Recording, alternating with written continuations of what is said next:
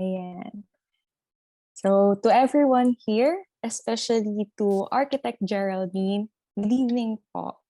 Yes. Uh, Evening. so, before we proceed sa ating interview architect, let us first have a short introduction or getting to know. Yan. So, I'm Micaela Marie Giliera. You can call me Mikay Architect. Together with my group mates. Yes, hello architect. I'm Casey Glyza Galagala. You can call me Casey po. Okay. Hi, Casey. Hi, Mikay. I'm John Burnett Perez po.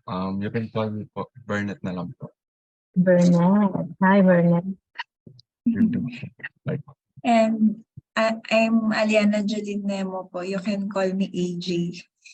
Yes. Hello, AJ. Hello po, Architect, and we are pleased to welcome you in this exclusive interview. Yes. Yes, Architect. We are more than honored to have you here tonight, Architect. Thank you for rendering us your time. Yes. Oh, that's pleasure on me.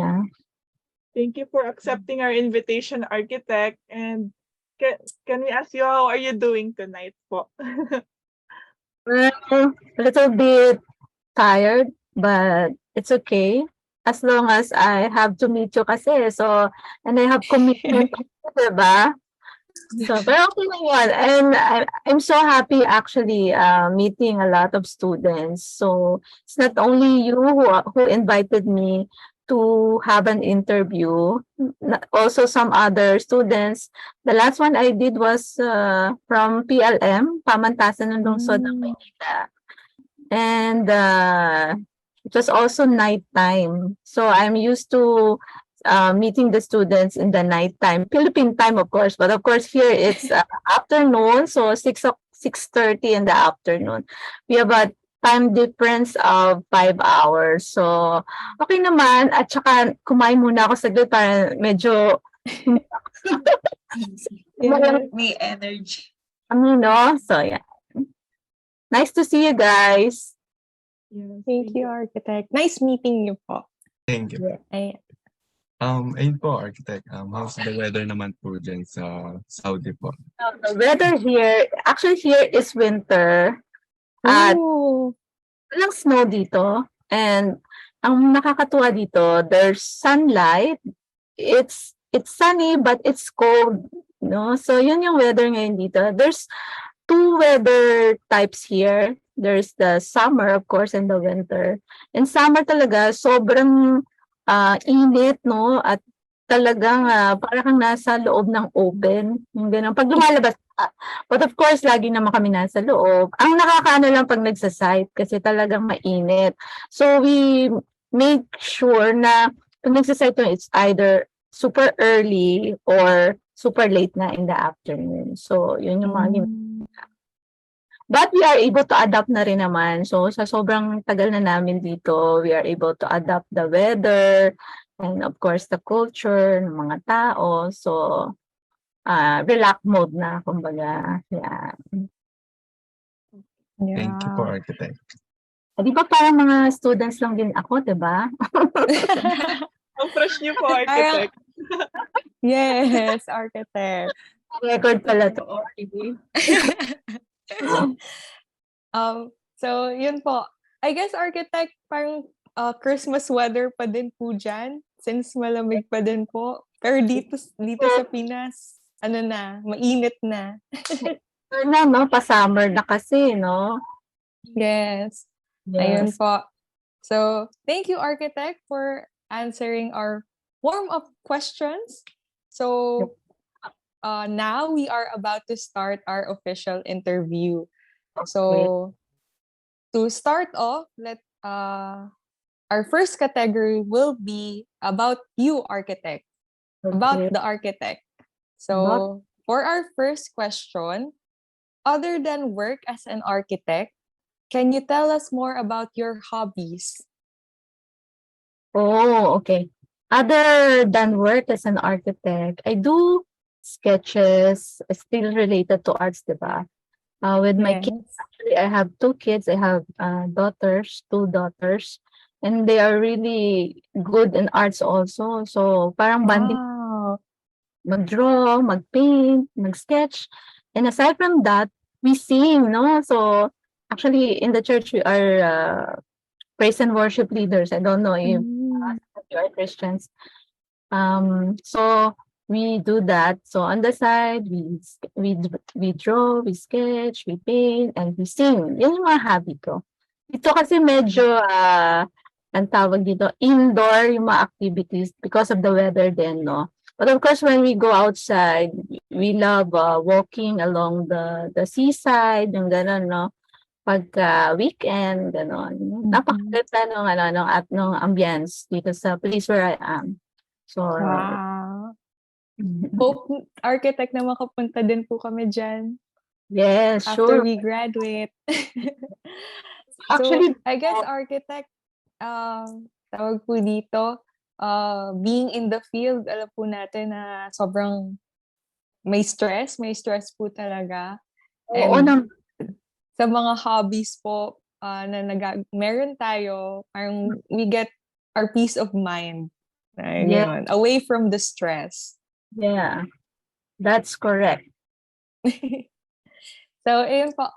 For our second question, architect, medyo aware na din po kami kung anong sagot niyo dito. But where did you graduate college? And I guess a follow-up question is, why did you choose that college po or that university? Okay. I graduated 1997 in the Polytechnic University of the Philippines. Actually, ano yan, I took an exam in the University of the Philippines. And then, actually, yung course na napili ko na is not architecture parang chemical engineering. Yan yung inano ng papa ko sa akin.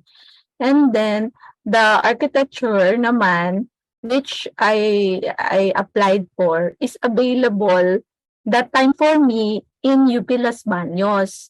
That was the time when, the murder of Eileen Sarmenta in Laguna. Diba she's a UP student. And then when my papa learned about it, he said, no, don't go there because maybe it's not a safe place. Sarang ganon. It's not the UP itself, but of course, yung mga nearby place. So sabi niya, tsaka ang layo pa because we are from Cainta and UP Las Baños pa yun, no? Tapos meron pang isa, UP Baguio naman, which is so much far away naman. So, and also hindi rin kaya ng aming ng budget na aking tatay, no, to bring me to some special schools, 'di ba? So we opt to going to state universities talaga. So yung second na napuntahan namin, yun nga yung Polytechnic University, and there I was able to actually hindi rin architecture ang pinapakuha ng aking father doon. Ang pinapakuha nila talaga is accountancy kasi yun yung well-known na tag dito, well-known school that time for accountancy, mga marketing, sikat ang PUP that time before ng ganyan. And then, ang nagkataon, ang tag dito, architecture is beside accountancy, and accountancy is talagang super haba ng pila, no? And on my heart pala talaga, tinitibok-tibok ng heart ko, 'di ba? Valentine's kasi. Tinitibok-tibok ng heart ko yung yung architecture pala kasi parang subconscious mind na architecture talaga yung gusto ng puso ko, no? So eventually, to make it short, pinili ko yung architecture beside me. Sabi ko, it's not because ang haba din talaga ng pila, but because sabi ko parang ito talaga yung gusto ko. Kasi even when I was small, when I'm playing, I used to play with my notebooks. Like, I'm working on the notebooks and my pens. Like, I'm laying out the spaces. For example, this is my sala, this is my kitchen, this is my bedroom. So, I'm used to doing that even when I was small. So, parang na-awaken yung aking subconscious mind that, oops, maybe this is really the one for me, and that those that were offered to me by my parents. So parang talagang na-insist ko whatever I wanted, no? Yung kung ano talagang nasa puso ko. So yun, kaya ako nakapunta sa architecture sa Polytechnic University of the Philippines. Wow, grabe. Ang background ko. Opo.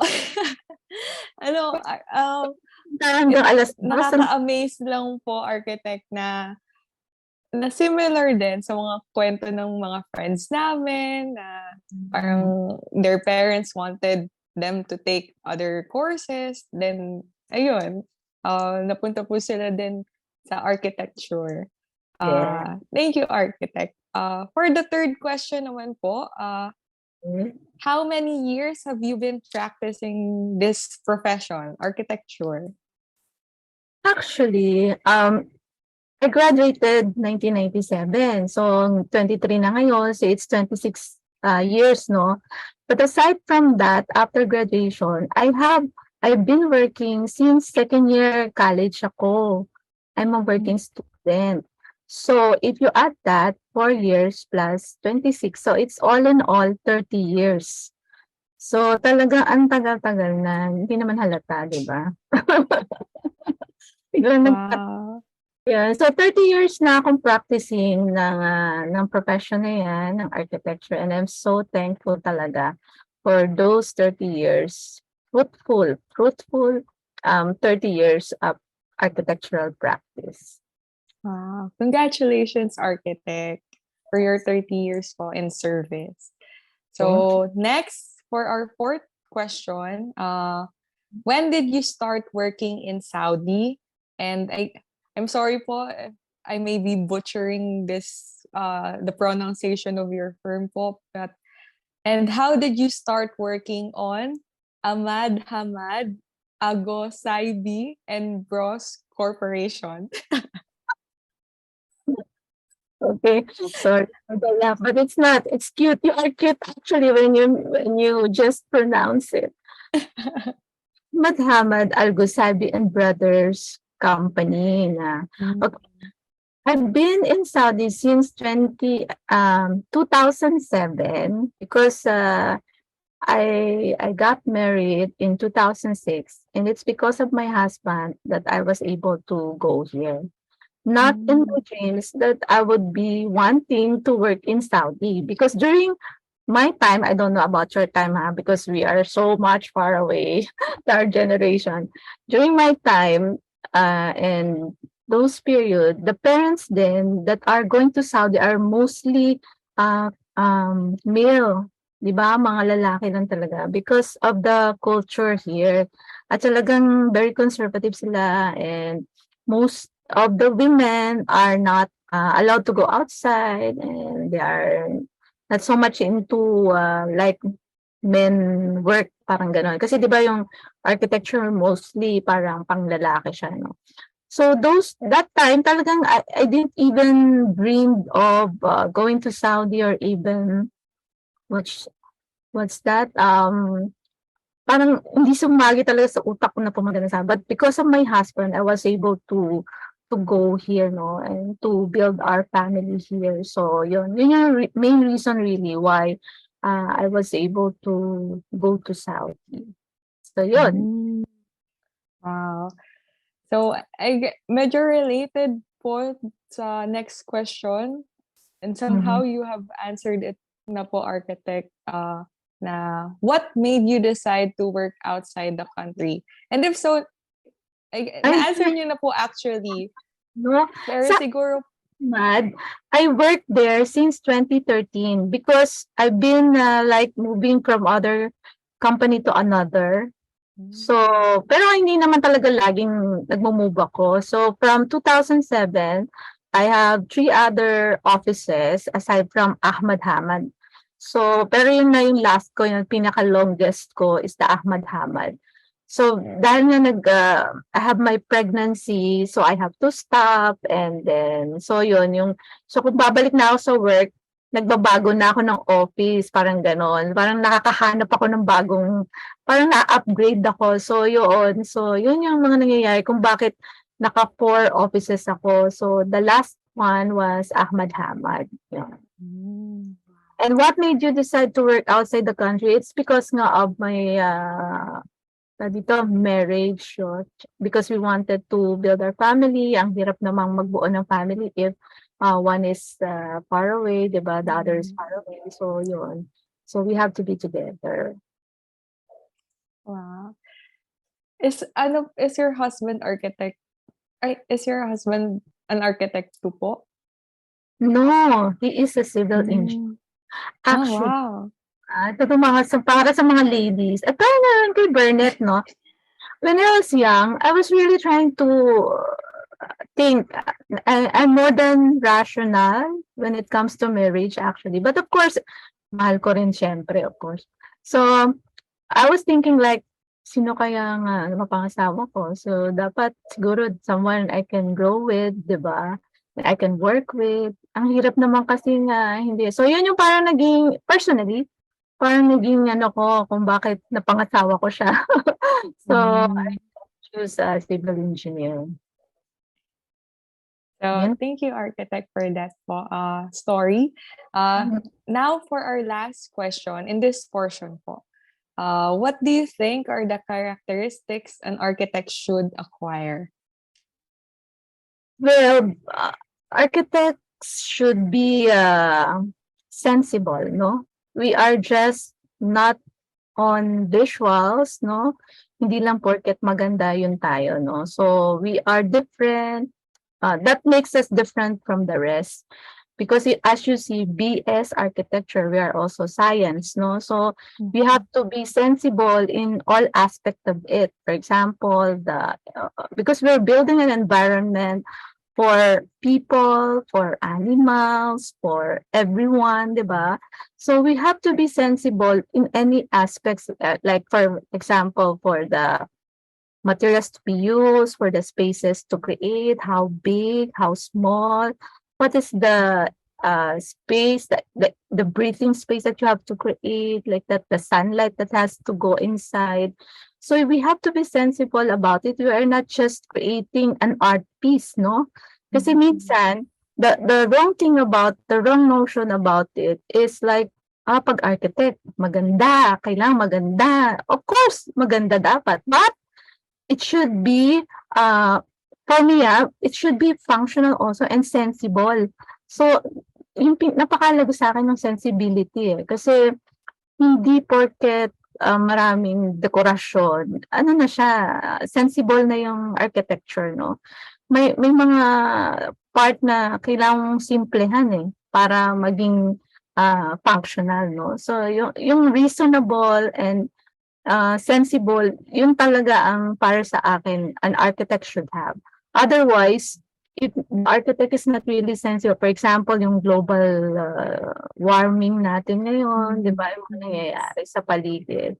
If we're just after the money that we can get or the tawag dito, the practice that we can get, parang wala tayong wala tayong contribution to the environment. So might as well, because we are building the built environment, be an instrument also in making the climate good and in not contributing to the global warming, parang ganon. So ganon, talagang kailangan ng isang arkitekto ay sensible, no? That makes us different from among the rest. Thank you, architect. Surely we will keep what you've said, especially in this portion, in our hearts and minds. Pagiging sensible. Ayan. Yeah. So to proceed for our second part, the practice of architecture and its challenges, let me call on Casey. Yes. Again. Wow. So to talk about your practice of architecture and the challenges, the first question we have is, what are the projects that you feel proud of doing? Ako kasi lahat ng project ko I feel proud of doing, even if it's small, big, no? Kasi pinaghihirapan niya. Sabi ko nga lagi, it's not on the how big or small it is, but because the energy that you will provide in every project is the same energy that you have to provide in whatever quantity or ang tawag dito, in whatever quantity pa ito, no? Kung gaano man ito kalaki, no? Or kaliit, no? It's the same things. Dapat nga, actually, ang bayad niya dapat sa architect talagang ano lang uniform, no? Parang, total, iisa lang naman yung feeling mo, iisa lang yung, kumbaga, yung ipapasok mong ano, energy, di ba? So, parang gano'n. So, parang lahat naman I feel proud of. But especially when the client are being happy about what you did and you see how people, because I'm always after the client whenever they feel happy and they come back to you. Actually, I have a client in the Philippines na kahit nandito na ako, talagang hinahabol-habol niya ako. She is the last client that I have in the Philippines that I left in 2007, and until now I was able to do some offices for her still and some houses, no? And talagang nakakaano lang siya na I was really amazed that I was able to affect her with what I did, with the project that I did for her. So that really makes me proud. Whenever the client becomes so proud of you and they are happy with the built environment that they were able to feel on the project that I provided for them. Yes, that's true naman, architect. I also agree with what you said na we should parang celebrate small wins kahit maliit man 'yan. It's still a progress na nangyayari sa buhay mo. So, ayun. Thank you for that answer, architect. So, for the next question, what is the most challenging design or project that you have encountered? The most siguro, kung dito sa abroad, is the one in Aramco, no? This is one of our clients. I work with Kellogg Brown and Root. It was a foreign consulting firm also, and then they got a local partner here in Saudi, and I'm one of the staff of the local, so it becomes Kellogg Brown and Root in short. And then we have a project in Aramco, Arabian. You know Aramco, right? You know the Aramco. It's a oil and gas company here in Saudi. So it's more of industrial type, and we are tasked to make the support buildings for this said plant. It is a plant, no? So, pinagawa sa amin yung admin building, yung canteen, yung control room nila, yung prayer mosque nila, yung gano'n. So, that complex was we are tasked to do it. So, I think that's the most challenging because una-una, I'm a lady and I just depend on the information coming from those that are going to the site, and then they give me the information like where's the wind blowing coming from, like where's the sun coming from, like it's all about pictures because it's not allowed that time for us, especially in the plant, because it's the culture actually. And so yun yung mga challenges that I have encountered. But in the Philippines naman, the most challenging siguro is yung last project ko because the house was so big and that she just wanted that to maintain the structural of the house, but I need to come up with a new house for them, yung parang kasi when I got the house, it was like a cave really, no? Talaga ang dilim at parang siyang napaka-old type na house na hindi mo siya masabi na bahay na ba 'to, hindi mo siya puwedeng masabi na basta kakaiba yung house na yun. Parang hindi siya masyadong wala siyang identity kumbaga. So parang yun yung description ko sa kanya.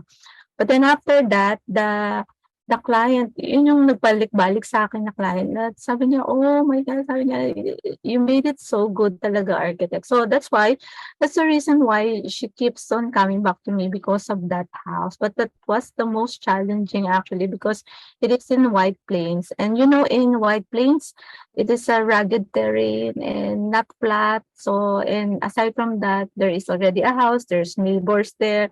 There are neighbors there who are so challenging also. They don't want your eaves to go near to their house. So talagang ang hirap-hirap, no? So sabi ko, it's okay. It's worth the project, the challenge because talagang I learned so much from that. But Ito actually, na kayo kahit mahirap siya, di ba, nag-leave siya ng mark dun sa client. Of And, course, oo. Talagang and yun. na-amaze ako dun sa architect na nag-project kayo ng planta. Mahirap na siguro kung ganun kasi yung need nyo mag-research din about sa mga work nila doon. Hindi lang yung i-design nyo yung floor plan yung kailangan. So, kailangan nyo din yung kung anong kailangan nila sa loob. Ganon. So, grabe, Yes. challenging na naman. Talaga kasi first, for example, yung control room, no?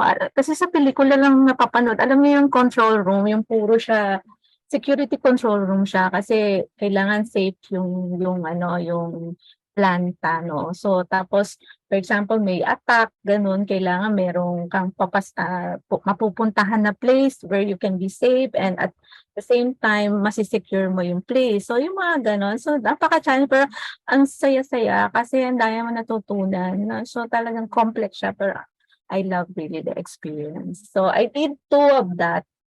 Pero sa pagiging EA ko kasi, hindi ko siya nagamit kasi meron kaming confidentiality agreement with the company wherein you cannot expose the projects that you are doing with them. So dito kasi sa Saudi, puros ganun. Pinapapirma ka ng you cannot use any of the drawings that you did here and bring it to outside ganun. So very strict sila sa ganun. So yun yung challenge din. Yun pa rin yung challenge na-face ko siya. Okay. Thank you, architect. So let's proceed for the next question. What is your design philosophy? Yun nga, sabi ko nga kanina, no, yung design philosophy ko is more on the sensibility, no? Practical sensibility. And I am so much, kasi naging katrabaho ko si Royal Pineda. Di ba kilala niyo siya? Kayo ba yung refer ni Royal? Royal Pineda is my batch in PUP and we are really good friends, no? We are classmates, we are barkada, no? And I work with him and we work with this interior designer, Buji Like, who is also one of the advocates of Philippine design, no? So talagang yung puso namin na train into really doing Philippine architecture. What is Philippine architecture about, konti lang is that it's straightforward, it's open. You don't have to do really, pag sinabing Philippine architecture, bahay kubo na kagad, di ba? So, yung ang tawag dito, yung description or yung characteristic ng isang bahay kubo, when you go inside, you can bring that into a modern ambience, no? 'Di ba pag pumasok ka sa bahay ko, it's all open. So lahat ng sulok makikita mo, no? So it's basically you can apply it in the modern times now. And also kung makikita natin yung mga famous artists like Roxin, no? Yung mga buildings niya is like lifted in the air, like inspired from like the Ifugao houses, diba? Like in the tree houses, they are lifted up, no? So parang mga ganon.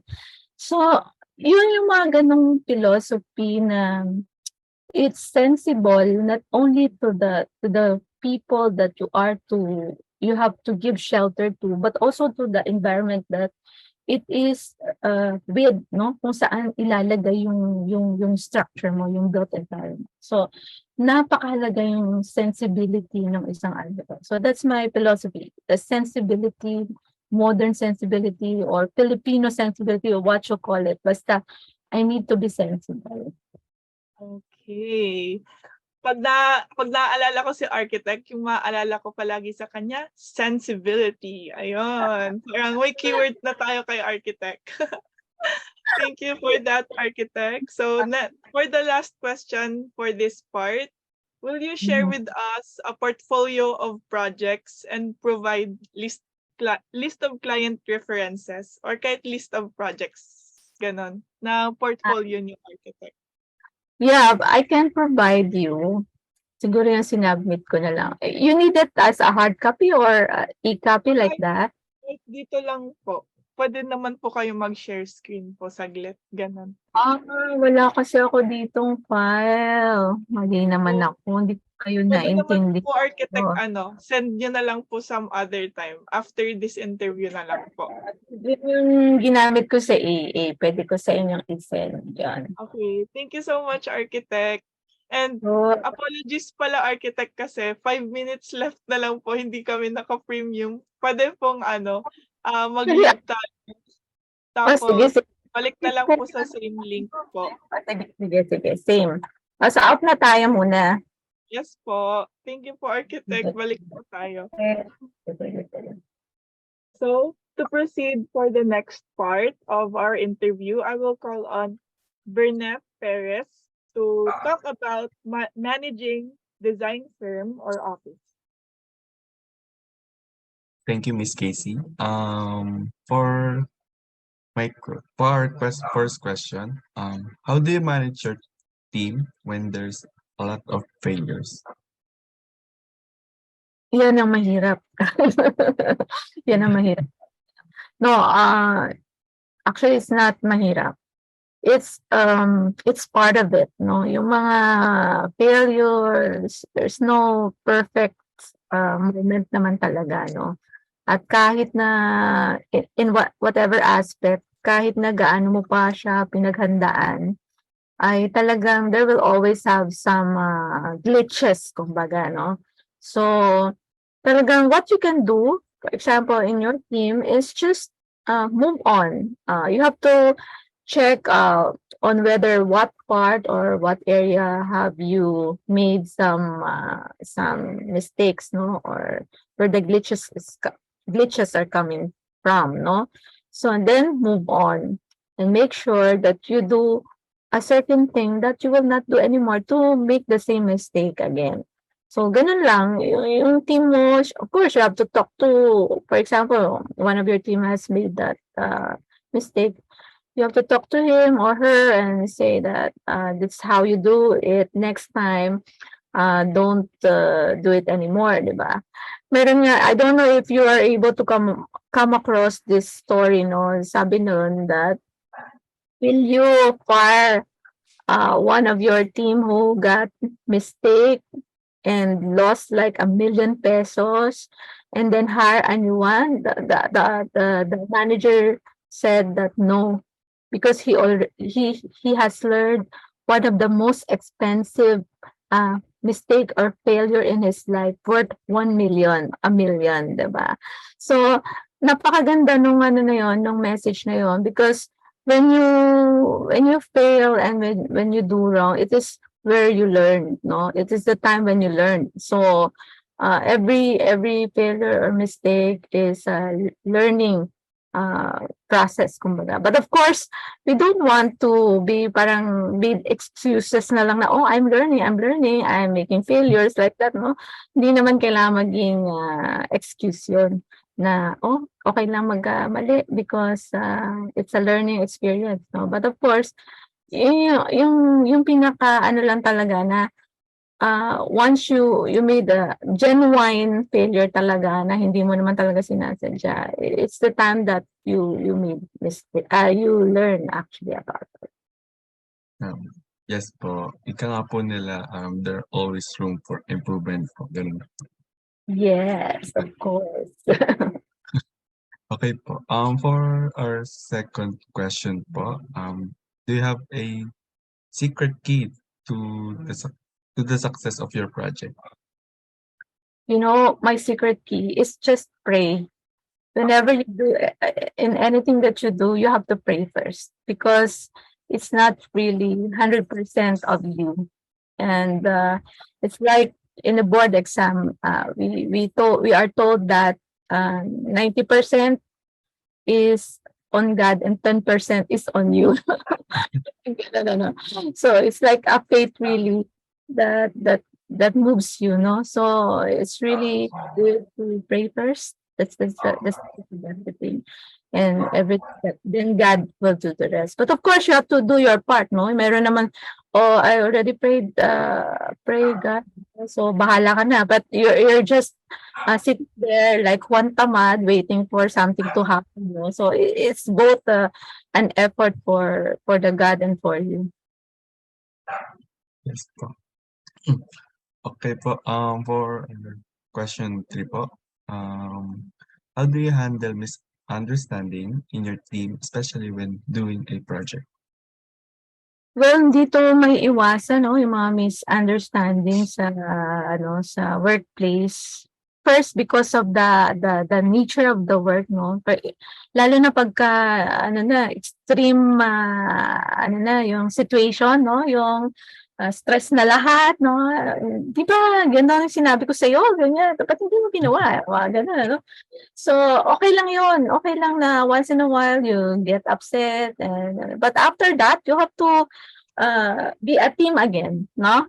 So, hindi puwedeng magkanya-kanya kasi hindi magiging okay yung project once you, "Ito akin 'to, interior design lang 'to, dito 'to, ikaw sa site ka, diyan ka lang." No, it's a big teamwork. So, you have to ang mga misunderstanding dapat masolusyunan kaagad na dapat dun lang sa sitwasyon na yun. After that, you have to go back to your team again na as a team again para mag-work together, no? Hindi yung maghiwa-hiwalay. So, ako naman, I make sure na I talk to each one of them, telling them that we are team here, we are family, not just team, but family. And we do this for the betterment of our company and for the betterment of ourselves also. Kasi pag naging okay 'to, mas maraming project yung darating because matutuwa yung mga client, they will refer you. So yun, 'di ba? So talagang napakahalaga yung mabuo mo yung team mo. Yes po. Ano po talaga, teamwork and communication is the key po talaga. Yes, of course. So, For our last question for this segment, what do you think are the key personal strength of being an architect? personal strength of being an architect. Actually, the personal strength of architect is both we can work both on our rational in our both from the heart, no? So talagang yun gumagana sa ating lahat, eh. We are not just technical people, no? We have the heart, we have the emotion, then we put it into reality, sama-sama siya. So talagang yun that make us strong, no? Yun yung nagpapagaling sa atin bilang mga professional, no? So sama-sama yun na nagiging para mabuo, no, yung isang project, no? So hindi lang basta technical na computing ko 'to na this should how it should be like 40 square meter lang or 100 square meter lang, but you have to put yourself into it and you have to be visual, yung alam mo yung pinagsama mo yung sarili mo, no, sa isang project. So yun yung strength ng isang arkitekto na wala sa iba, no. So now we are supposed to be proud. Maganda lang. Okay po, for our next segment po, may I call AJ Nemo po to discuss the experience with the client current situation. Yes. Hello po, architect. Yeah. We would like to ask about your experiences po with the clients and your current situation. So for our first question po, what are the common experiences you have encountered with the clients? Okay. Ang common experience ko, especially if it's a house, yung personal house nila, napaka-ano nila, meticuloso, no? So, lagi silang nandun talaga, kahit in a little detail, for example, yung type of countertop for their kitchen, o kaya yung mga hardwares ng kanilang mga cabinet, yung mga hinges ng kanilang mga doors, no? Yun yung mga basic na things that you have to anticipate na as an architect. Kasi yung iba sasabihin, grabe naman, pati yung mga ganyan, pinapaproblema pa. Talagang gano'n eh, di ba? Parang it's a part of the whole component ng project mo. So kahit na yung maliliit-liit na yun, it will affect them. So talagang yun yung mga common experiences ko talaga with the client. Yun yung parang common denominator sa lahat sa kanila. Yun. Yun yung mga ganong experience. Opo.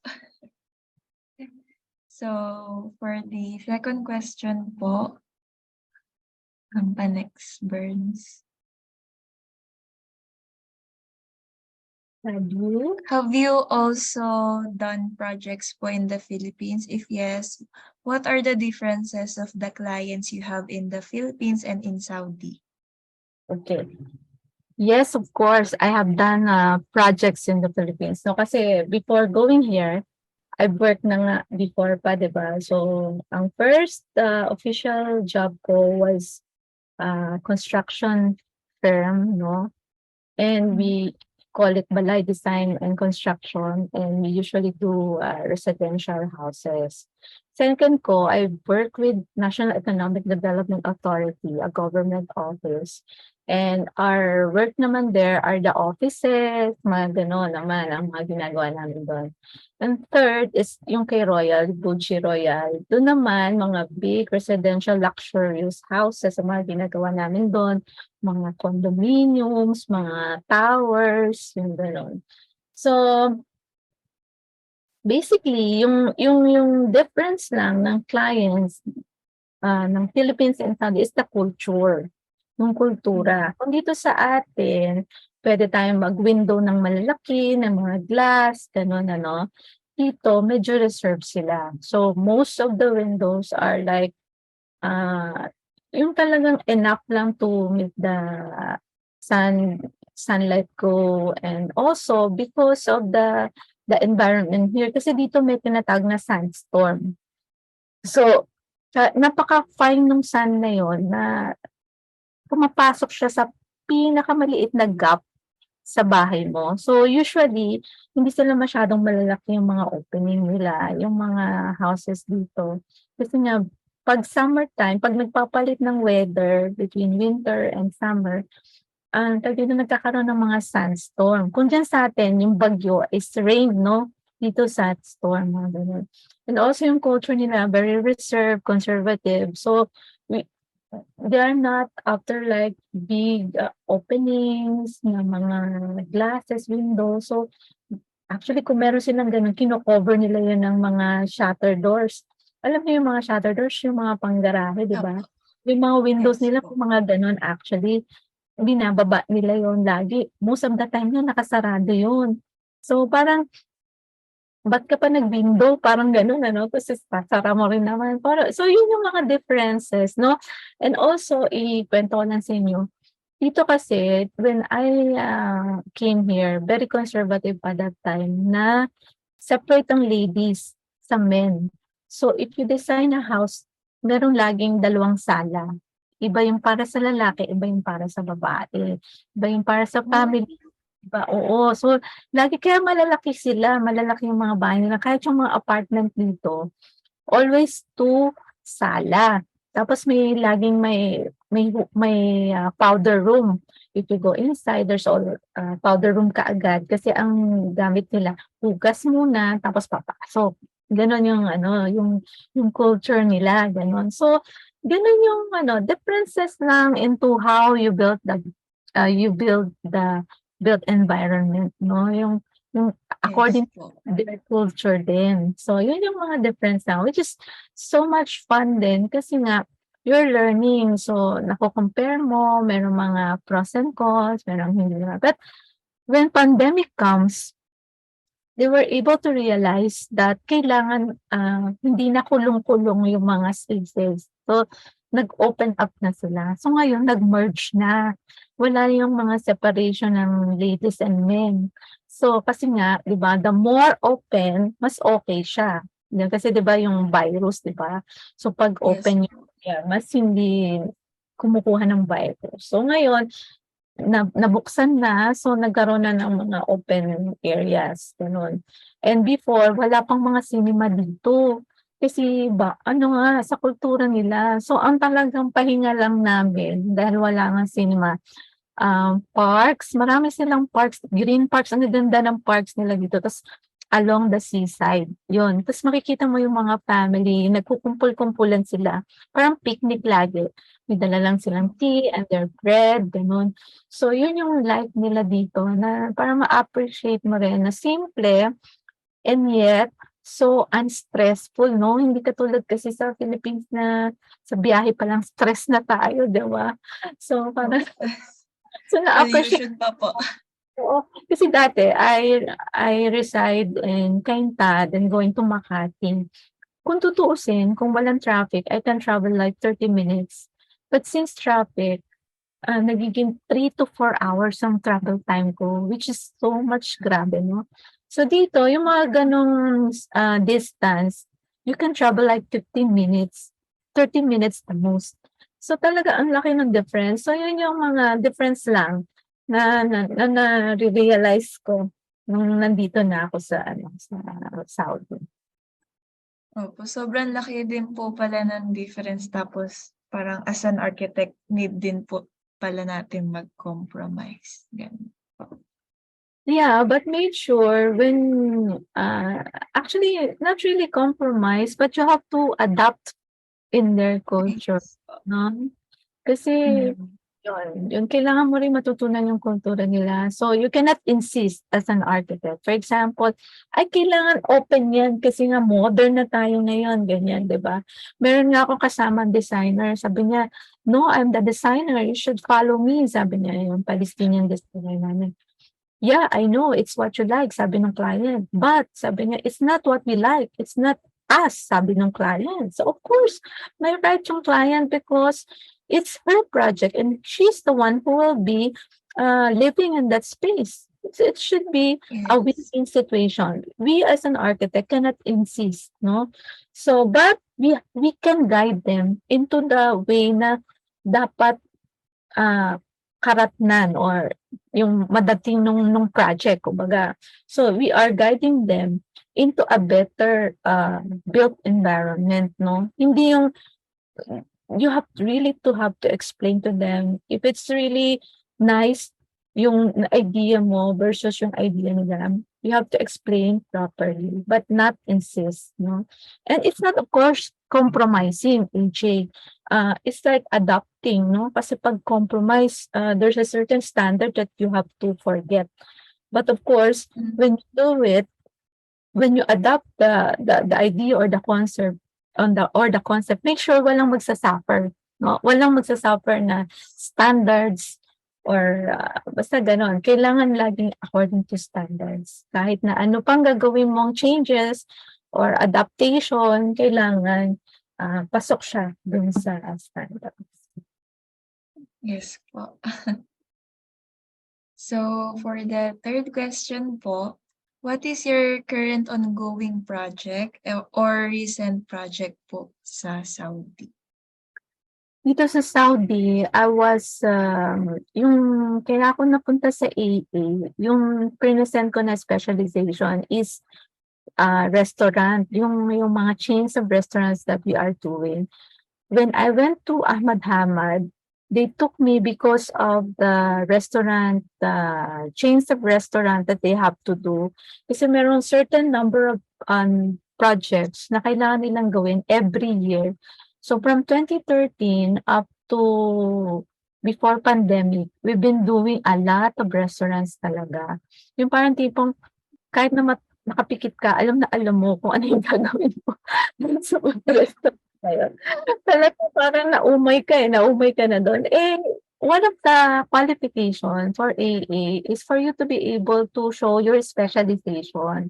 Kung saan ka nag-specialize. Kumbaga kung saan ka laging na nakatoka, no? Kung ano yung project na lagi mong nahahawakan. So for dalawa kasi yung yung criterion, parang significant projects, how big or how strong your project, and the specialization that you can offer, no? So yun, yung how ang tawag dito, yung offering of parang mga food into your client and the kitchen system, the process, and yung mga ganun. So, yun yung parang showcase ko na specialization. So, doon ako parang na-qualify as an AA. So, yun. But now, after the pandemic, nagkaroon ng changes in the company, and we kinda sort into some other projects. Yung aming ang tawag dito, may-ari, yung kliyente namin is they move into properties.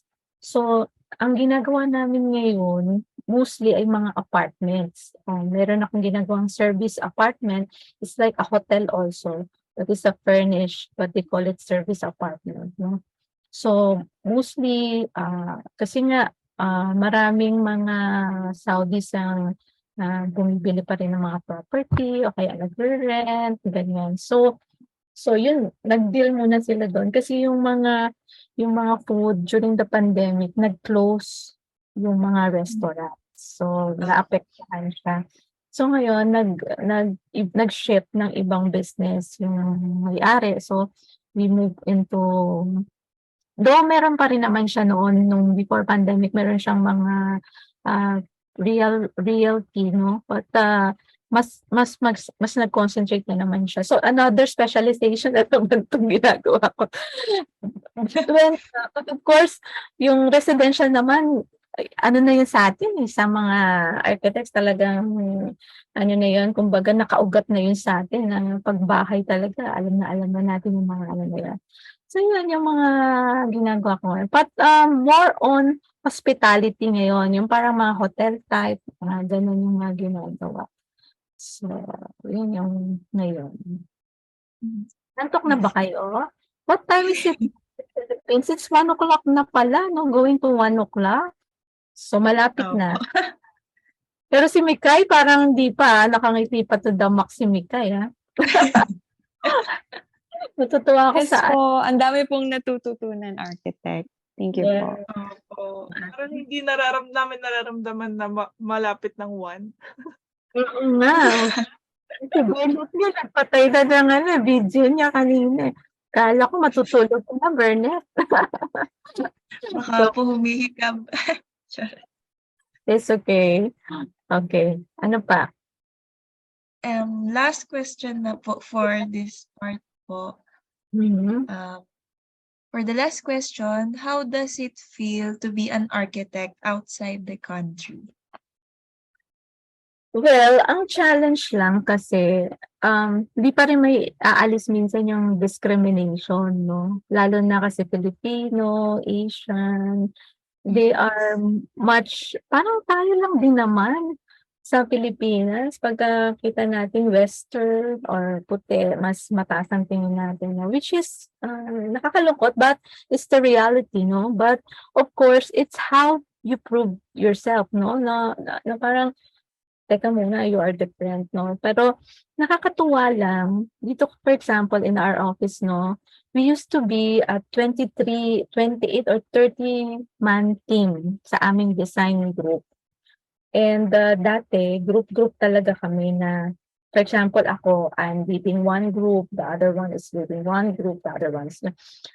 Hanggang nung nag-pandemic, tinanggal nila yung mga iba kasi nga, kasi wala nang ginagawa, parang nawala yung business, mga ibang mga basta yung mga business na gano'n. So ngayon, nag-cut down ng mga tao, and we are so proud that we are here still, no? So kami yung mga iniwan. It means to say that we are one of the finest, di ba? So, mga Pilipino. At talagang nakakatuwa kasi bale sa team namin, 4 kaming mga senior na natira, plus merong, though yung iba talaga hindi na, so puro foreigners na, mga expats na. So yun yung you feel proud when you are a Filipino, no? Kasi iba rin yung tingin nila sa Pilipino yung mga magagaling, yung mga ganun pag Pilipino, matalino, yung ganun, no? Talagang naman totoo yun na most of the companies are depending on the Filipinos. Kahit na, for example, may Saudization dito, no? Yung Saudization kasi kailangan mas mataas yung percentage ng mga Saudi na nagtatrabaho sa isang company. But then, hindi nila of course matatapatan kung ano yung service o trabaho na ginagawa ng mga Filipinos. So talagang hindi rin nila maalis-alis. Yeah. So we are thankful and we're so proud to being a Filipino, no? Kasi parang ang ganda nung training talaga natin diyan sa Pilipinas na Yes. di ba, very young pa kayo but you are very tawag dito, good conversationalist na, yung mga gano'n, no? Which is an advantage to us because we can communicate well, no? Yun yung first advantage. Hindi tayo nahihirapan sa communication. So yun yung mga natin, we can be proud of. Thank you po, Architect. Welcome. Oh, yun na ba yun? Ayan. Opo, yun Yes. po yun. Yes, Architect. And everything, Architect po, sa lahat po ng answers nyo, we will surely keep everything in our hearts and minds. Especially yung iniwan nyo po sa amin on sensibility and how to appreciate and to really be there po sa clients natin. Yeah. Yan, again, babalik po sa pagiging sensible in their needs. Ayun Yeah. po. So, before we end, let's have an open floor discussion po. Yan. Okay.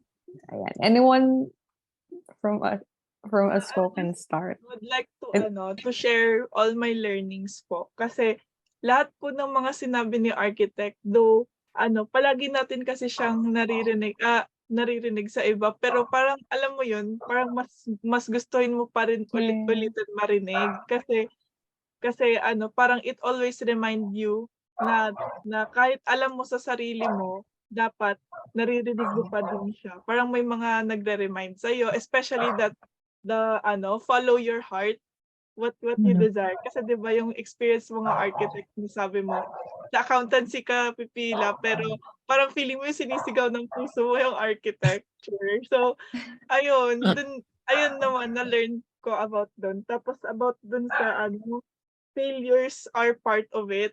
Kasi parang dun as a person, palagi ko talaga din iniisip na be optimistic, gano'n. Yung parang instead na nakikita mo yung mga mali mo, dapat nakikita mo kung paano mo siya solusyonan, kung paano mo siya in a good way, parang masosolusyonan na hindi yung parang makikita mo lang yung mali ng tao, gano'n. So, I am glad na gano'n yung sagot ni Architect kasi parehas din kami ng parang mindset about that. And ayun, about sensibility, parang din pag unang tinanong din sa akin yung about that, parang hindi yun yung unang word na papasok sa isip ko. Pero parang ang galing kasi totoo naman yung sinabi din ni Architect, 'di ba? Parang let's be, parang in general na kasi siya, parang as an architect, kailangan natin maging sensible sa lahat ng bagay. Yan.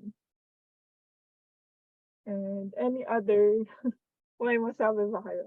Yan. Siguro sa akin po, adding sa mga nasabi po ni Casey, sobrang nakaka-refresh lang po to have this interview and somehow discussion, cute, just a chill discussion po of the profession of an architect and somehow me being an aspiring architect kumbaga. So it refreshes, nakaka-refresh, nakaka-recharge to continue what we are doing and somehow mababalikan po talaga namin on why we said yes to this profession. Why we said yes to entering this course, and yung goals po namin for ourselves and for our community, and in this country na din po. Yan. Thank you, Architect. Welcome. At meron pa ako idadagdag, no? Actually, yung profession is very, versatile and very, ang tawag dito, the time na during pandemic, nakakatuwa because they cut all our salaries. The king of Saudi told everyone that you have to cut the salaries like 40%. So, because hindi nga kami pumapasok because of the pandemic, di ba? So, everything is like work from home. So they cut it. But thank God, no, because of the profession, I was able to have projects from the Philippines. And it parang covers up doon sa walang nakat sa akin na na salary, na yung kinukuha kong money. So, sabi ko napaka flexible ng profession na to, na anywhere you can practice. Anywhere, anytime you can practice. Especially the ladies, no? Kasi ang men, pagdating sa architecture, is talagang yun na yun eh. Kumbaga, yun na yung work na pwede nilang trabahuhin. Kumbaga, ang mga men, no? But as ladies na nagiging pregnant, na nagpapakasal, who got married, may mga kids, no? This profession is very flexible. You can work it in the house, you can work it, like you can practice it outside, you can practice it at home, like that, no? And kahit pandemic, you can practice architecture. So parang sabi ko, wow, ang galing-galing ng profession namin. I'm so proud talaga. And and even, kasi napaka-versatile ng architecture eh. You can work onto a lot of fields, not just really designing, di ba? Yung napag-aralan nyo sa professional practice, di ba? May mga allied, services. Yes. So aside from yung talagang design, practice, merong mga allied services na pwedeng i-offer ng architecture. So talagang napaka-versatile, napaka-flexible, and so I'm so thankful about it. And kahit na nung dito, kaya ako nagamit yung profession at an early age, kahit na second year college lang ako, nakapagtrabaho ako because, di ba, yung drafting skills mo, yung mga ganun. At the same time, you're learning. So talagang, saludo ako dito. So kung siguro yung mga anak ko ay they will feel like going into this kind of profession, I will really recommend this to them. Kasi talagang, for example, ako kasi as a lady, kasi yung mga anak ko girls din. So, sabi ko, napakaganda ng profession. You can go into teaching, academe, you can teach your profession, di ba? And at the same time, practice also. Yung gano'n. So talaga, that's how it is. Parang blessed na blessed ako for the profession talaga. That's why you have to pursue your dream. Nandiyan na kayo, 4th year na kayo, di ba? Kembot na lang, sabi nga nila, konting kembot na lang at tapos. And I hope pag nakapasa kayo, message nyo lang ako, sabihin nyo sa akin, oy, architect, I'm one of you na. Sa UAP na. Tama na tayo sa UAP. So, yun. Di ba? Sana definitely, architect. Babalikan ka po namin. I'll be waiting like 2 years. Okay. Architect. So, ayun po, architect, since pag-usapan po natin yung female po, how does it feel to be an ASEAN architect, especially that you are the first female architect from PUP? Sabi nga nila, hindi ko alam yan. Joke lang. Hindi. Yeah, oo. And actually, not just, actually, yung pagsali ko sa AA, it's like, I just prayed na I need, parang you have to upgrade kasi, diba? You cannot just stay to be in the same place, no? So, you have to widen your horizon, you have to widen your space, no? Parang kailangan mag-upgrade. Lalo na ngayon in a very competitive world. So, every time you have to upgrade, every time you have to learn, no? So yung learning natin should never stop. So yung so I'm so blessed to be part of the AA at I took the chance when I learned about it. Talagang nag-submit ako kasi first ang qualification nila is 7 years of significant experience. So parang ganon. So sabi ko naman, oh, I'm more than 7 years. So parang hindi ko na concern yon, 'di ba? Ang concern ko na lang how to qualify in the other aspects of it. So yun na lang yung problema ko. So yun talagang I'm so blessed talaga for being an AA and makatulong din no sa iba pang aspiring AAs na gusto maging AA. So nagiging parang ano kami ngayon, ambassador sa aming mga co-architects who are inviting. Kasi actually, we are one of the more licensed architects in ASEAN, in Asia. Kumbaga di ba? So, actually nandito yun sa aking kaka-present lang namin. But then, talo pa tayo ng Indonesia in terms of architects, no? So, kung tayo ang maraming licensed architects, and yet hindi tayo yung marami in terms of ASEAN. Ano ba kasi ang benefits ng pagiging ASEAN? So, you get to meet other people in Asia, di ba? And then, you can have a business with them. You can practice your profession in their country also, no? But for now, kasi wala pang mga nailalatag na mga rules and regulations pertaining to the practice. Meron pa lang yatang isa na was able to practice in Singapore. So, yun, merong isa sa mga na nakapag-practice na sa Singapore. But parang now, they are coming up with the rules and regulations to guide all the ASEAN architects on how to do about the practice in the different countries included in the ASEAN.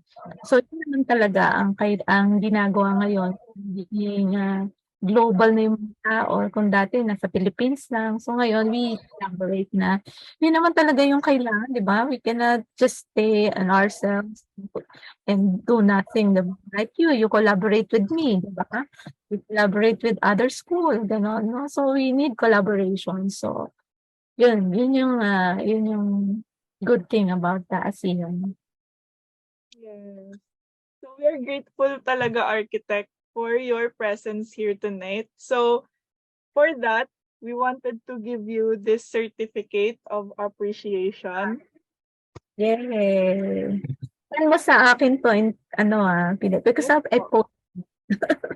So, certificate of appreciation proudly presented to Architect Geraldin Garcia Suede for lending her time to grant the request of an interview for the completion of a requirement from the course Professional Practice to Administering Services of the Architecture on this 13th day of February 2023, signed by Casey Glyza Galagala, Micaela Marie M. Giliera, Aliana Jolene B. Nemo. Oops! Na-mute.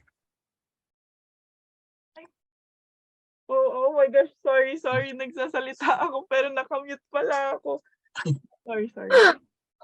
Signed by Architect Don G. De Vera, John Bernat Perez, Aliana Jolene, Micaela Gilguera, and Casey Glyza Galagala. So thank you so much, Architect, for your time. Wow, thank you also. It is also nice to be with the students actually. It refreshes me also. Kung kayo nare-refresh, ako rin nare-refresh ng ako. Thank you po, Architect. Professor De Vera, no? UAP din siya and PIA. Say my regards to him for allowing you to of course. And Architect, pwede po makapag-photo opportunity po sa inyo. Sure. Pwede bang yung certificate ko muna? So I can picture. I will send it po via email po or email na lang po para po mas problem. But ito po namin i-edit po muna yung nth day po kasi nung una po wala pong schedule. Hindi pa po namin na-edit. Okay. No problem. Sige. Sige. Okay, let's take a photo. Okay. 1, 2, 3. Smile. Smile. Yes. Thank you so much, Yay. Architect. Thank you Thank you po. po, Architect. Happy Hearts Day.